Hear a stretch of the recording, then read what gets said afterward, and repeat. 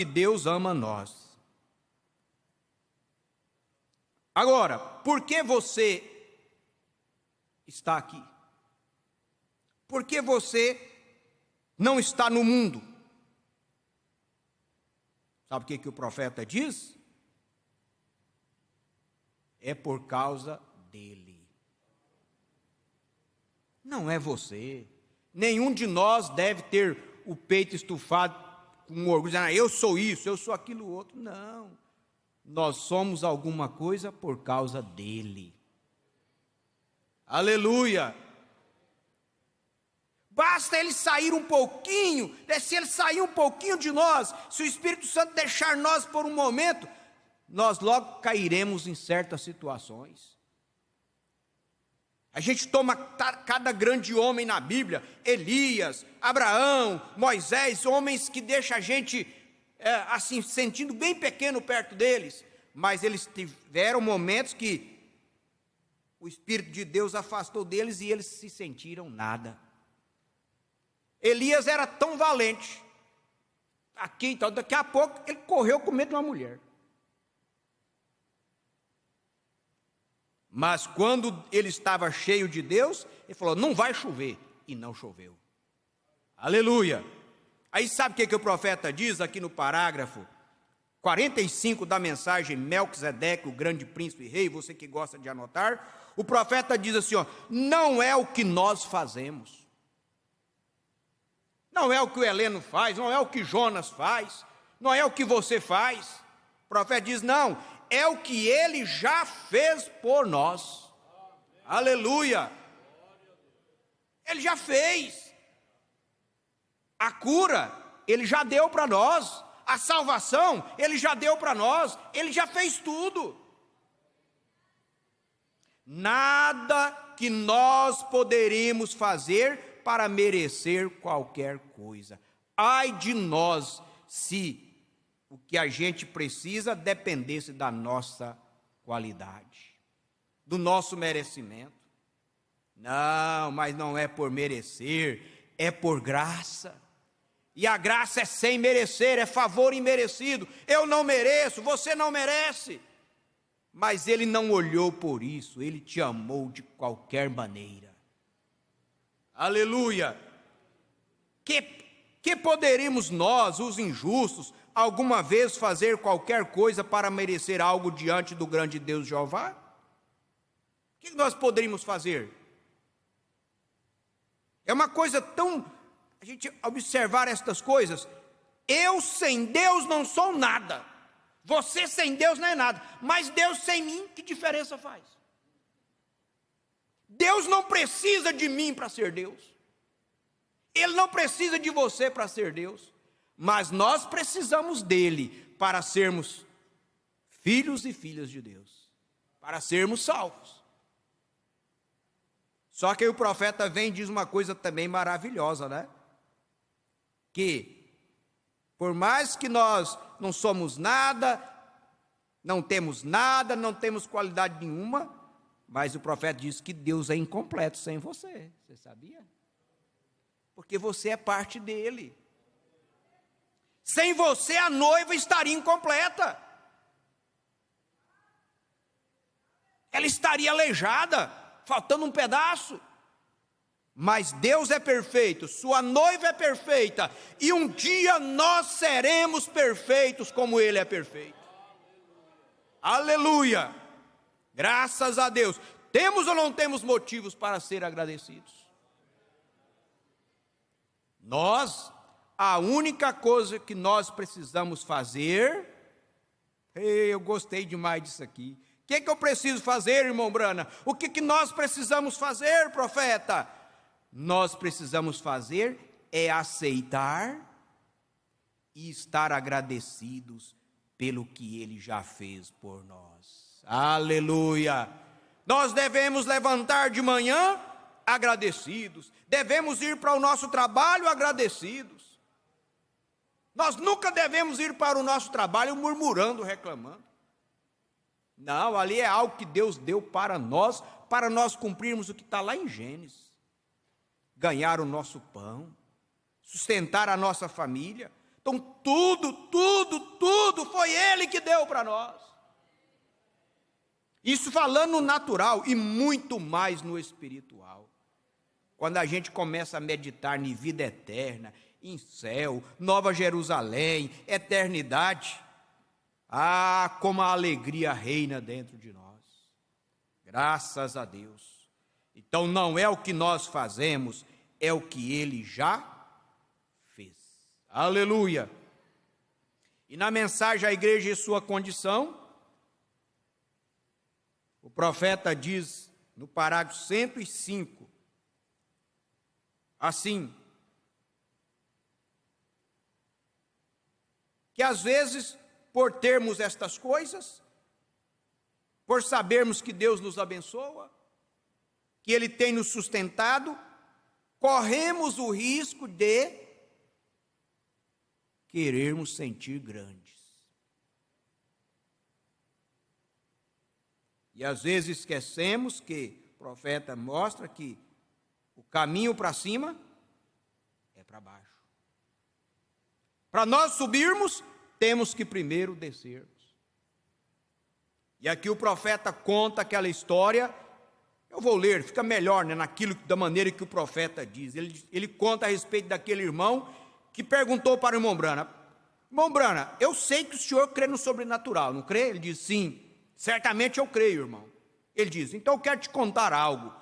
Anos atrás eu costumava pensar que eu era alguém. Ô, coisa triste é um homem achar que ele é alguém. Que quando ele acha que ele é alguém, aí ele não depende de ninguém mais. Ele não depende de Deus. Ele começa a pisar nos outros. E eu pensava que eu realmente era um cristão. Que Deus nunca deixa isso acontecer com a gente. É claro que nós cremos que somos cristãos, porque Cristo está em nós, mas não naquele espírito de ser algo grande, capaz. Nós não somos capazes sem Ele. E ele disse: eu estava subindo para a nossa igreja, e eu tinha que subir uma colina, e onde eu parava meu pequeno carro, eu dizia, eu tinha que subir a colina ao redor, 300 ou 400 jardas, contornando os bosques, coisas assim, e nós tínhamos reuniões de oração ali, e eu pensava que eu realmente era um cristão. E ele disse: eu conhecia toda a Bíblia, eu estudava todo o hebreu, eu estudava todas as corretas pronúncias da palavra, e qualquer um que viesse a mim, eu podia. Mas espera, quando você começar a ficar muito independente, Deus vai fazer alguma coisa para você tornar novamente dependente dele. E o profeta diz aqui que aquele homem começou a subir aquela colina, e ele começou a subir e dava um passo e outro, e logo ele percebeu que vinha alguém atrás dele, cansado. Ele disse: eu vou esperar, né? Reduziu os passos para aquele homem alcançar ele. E quando eu subia, o homem subia a colina também. E ele disse, e ele tinha um fardo em suas costas, que era provavelmente maior do que o homem. Ele estava somente palpitante e ofegante, e andando somente em pequenas passadas, tentando subir, e eu disse: companheiro, posso lhe ajudar a levar esta carga para cima da colina? Ele disse: não, eu tenho que carregar isto. E eu olhei em suas mãos, então eu soube que era uma visão, e ele tinha cicatriz em sua mão. Aí eu caí prostrado e disse: Senhor, tu estás carregando os pecados do mundo nesse saco? O irmão achava que ele era realmente um cristão, que ele era alguém. Quando ele viu aquele homem, naquela visão, viu os sinais nas mãos, diz: é Cristo, é Jesus. O senhor está carregando os pecados do mundo todo nesse saco? Ele diz: não, eu estou somente carregando os seus. E o profeta diz que somente levando. Aí aquele irmão foi perceber que ele estava dando conta de subir a colina, é porque Deus estava levando ele. E nós temos que perceber, nós só estamos vencendo porque Ele está pelejando por nós. Não é nós. Aleluia. Eu estou somente carregando os seus, somente levando você à colina, para que dessa maneira você possa subir. Nós só vamos chegar lá se Ele levar esses fardos nossos.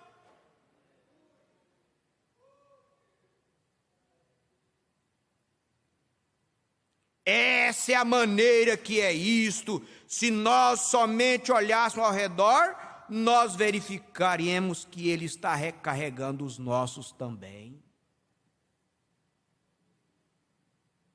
Aí nós descobrimos por que nós estamos vencendo.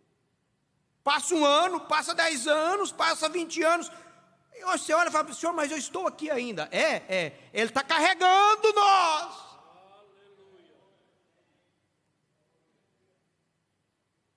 E qual é a nossa atitude?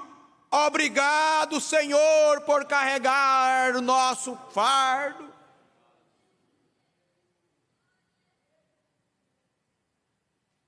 Isto não lhe faz sentir pequeno? Nosso perverso, cruel coração, somente porque podemos fazer alguma coisa, aí nós sentimos grande. Certamente aquele irmão voltou daquela reunião, daquele culto naquela igreja, um outro tipo de irmão. Aí ele pôde compadecer dos outros. Na realidade, nós estamos todos no mesmo nível. Deus olha para nós, é de cima para baixo, Ele não vê nenhum de nós maior do que o outro. Ele olha e nos vê todos totalmente dependentes dEle. É a mão dEle que me sustenta. O profeta disse, se Ele tirar a mão de misericórdia de sobre mim. Mas se somos filhos de Deus, como cremos que somos, Ele nunca vai tirar essa mão de sobre nós. Pelo contrário, Ele vai cada dia cobrir nós mais com esta mão. Graças a Deus. Aleluia. Oh, meu Deus, a alegria vai reinando na nossa alma.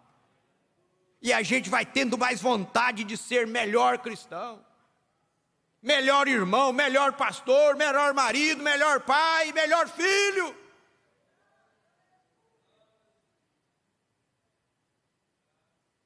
Ele está carregando os nossos também. E na mensagem o princípio e o fim da dispensação gentia, lá no parágrafo 36. Isso aqui às vezes vai soar um pouquinho, às vezes indigesto para quem tem só sentido natural. Mas para quem tem o sentido espiritual, soa bem também. O profeta diz assim no 35, a palavra de Deus é lâmpada para os nossos pés, que nós sejamos guiados então. E a luz que segue o caminho, é a luz que segue o caminho que nos leva de vitória em vitória. Pregando esses dias lá em Barra do Garças, a gente lembrou, tanto que Deus é bom. Olha o que Ele fez com o povo de Israel no deserto. Tinha uma nuvem, mas a nuvem só era nuvem de dia, para cobrir o sol. Quando escurecia, aquela nuvem virava luz. Você já pensou? Para não queimar no sol quente, a nuvem cobria. Israel marchava sob a nuvem. E aquela nuvem andava com eles. Olha que coisa tremenda. Será que não tem uma nuvem caminhando sobre nós aonde nós vamos? Claro que existe. Satanás vem de um jeito, ela repele. Ele vem de outro, ela barra. Ela é uma proteção para nós. Lá quando eles chegaram lá na beira do mar, aquela nuvem se tornou fogo e ficou entre o exército de Faraó e Israel. Qual era o cavalo que ia peitar fogo? Todos os animais têm medo de fogo. Deus está conosco em todos os momentos. Por isso ele manifesta de diversas maneiras. A gente lembra quando o pastor Jonas conta aquela história daquela mulher lá no hotel, lá na África, que lá foi Deus usando aquela mulher. Foi a maneira dele manifestar misericórdia por eles, graça. Conta-se aquela história daquele irmão que foi lá para a fila da loteria fazer uma fezinha. Ah, não tem ninguém vendo? Eu vou. Ele chegou ali, pegou o papelzinho, preencheu. Quando ele está na fila, entra uma mulher com um menininho. Irmãos, Deus guarda nós para não errarmos. Ele usa alguém, às vezes que a gente nem conhece. E aí diz que aquele irmão está ali, daqui a pouco entrou aquela mulher com o menininho olhou para a mãe e disse: ô mãe, crente não joga não, né mãe? O rosto do irmão ferveu, ficou vermelho, ele pegou aquele papel, dobrou, jogou no lixo e foi embora. Da onde veio aquele menino? Aquilo foi Deus fazendo daquele menino um anjo para livrar aquele irmão. E se nós não formos sensíveis para ver quando Deus nos livra de tantas coisas, tem alguma coisa errada conosco. Mas o profeta diz assim: essa luz, ela nos leva de vitória em vitória. Só que agora tem uma coisa: antes que você